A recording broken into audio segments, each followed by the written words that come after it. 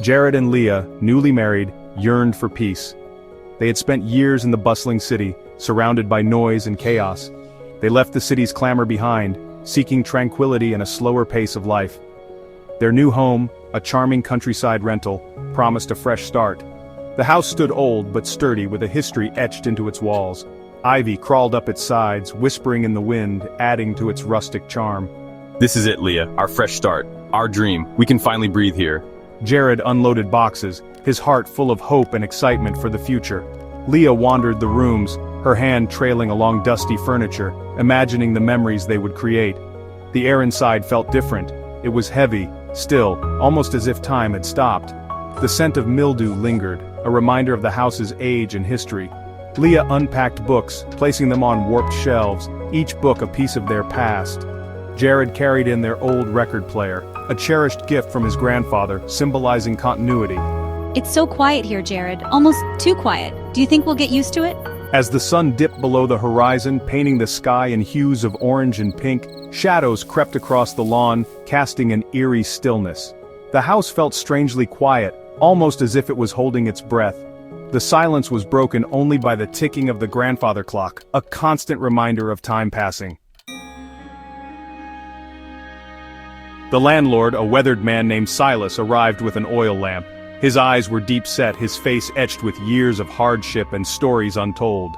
The flickering light cast eerie shadows on the walls, adding to the house's already ominous atmosphere. He showed them the fuse box, its ancient wires a tangled mess. "This old house has its quirks," he muttered. Electricity was a fickle thing in this old house, prone to flickering and sudden outages. The lights seemed to have a mind of their own. And one more thing, the attic. He pointed to a warped wooden door at the end of the hallway, its wood swollen and cracked with age. Best left undisturbed, trust me. Jared chuckled, assuming it was a joke, but there was an edge of nervousness in his laughter. Anything interesting up there? He asked, his curiosity piqued despite the warning. Silas's face remained grim, his eyes darkening with a shadow of something unspoken. Just old memories, best left alone, he said, his voice tinged with a hint of sadness. He left then, his footsteps heavy on the porch, echoing through the silent night. Leah shivered, a strange unease settling in her stomach as if the house itself was warning them. Jared lit a fire in the living room fireplace, the flames casting flickering shadows on the walls, dancing like ghosts in the dim light. The first night, sleep came fitfully. The silence of the countryside was unnerving. Every creak of the house, every rustle of leaves outside, sounded amplified. Then, from above, came a sound. A distinct, heavy thud. Footsteps. In the attic. Did you hear that? Jared sat up in bed, his heart pounding. Leah was fast asleep, her breathing even. Jared listened intently. The footsteps continued, slow, deliberate. He grabbed his flashlight, a knot of fear tightening in his throat. He had to see for himself. He crept down the hallway, each step creaking on the old floorboards. Jared found nothing in the attic, just dust and cobwebs. He convinced himself it was an animal. A squirrel, maybe. I slept restlessly, haunted by the sound of footsteps. The next few nights were the same. The footsteps, the fear. Then Leah began to sleepwalk.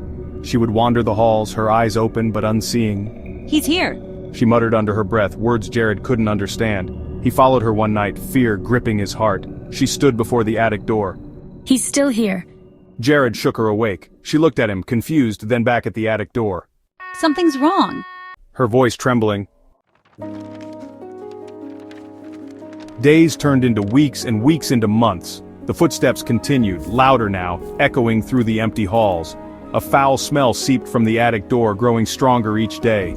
Jared, his fear turning to resolve, decided to investigate again. He couldn't ignore it any longer.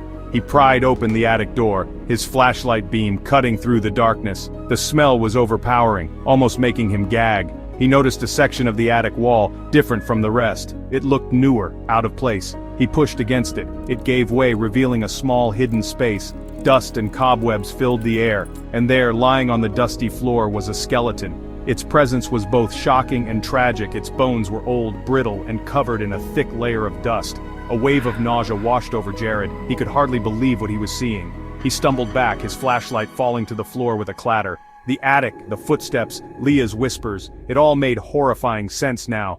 The pieces of the puzzle were coming together. He remembered Silas, his warning, his haunted eyes. Silas had known something terrible had happened. He raced downstairs, pulling Leah out of the house. They had to leave immediately. The skeleton was Silas's brother, missing for years. The mystery of his disappearance was finally solved. Jared and Leah moved out immediately. They couldn't stay in that house any longer. But the experience stayed with Jared. He couldn't shake the images from his mind. He still dreamt of the footsteps, the eerie sounds that haunted him. He dreamt of the attic, the dark secrets it held. And he dreamt of the secret the old house would forever hold. The mystery of the attic would never leave him.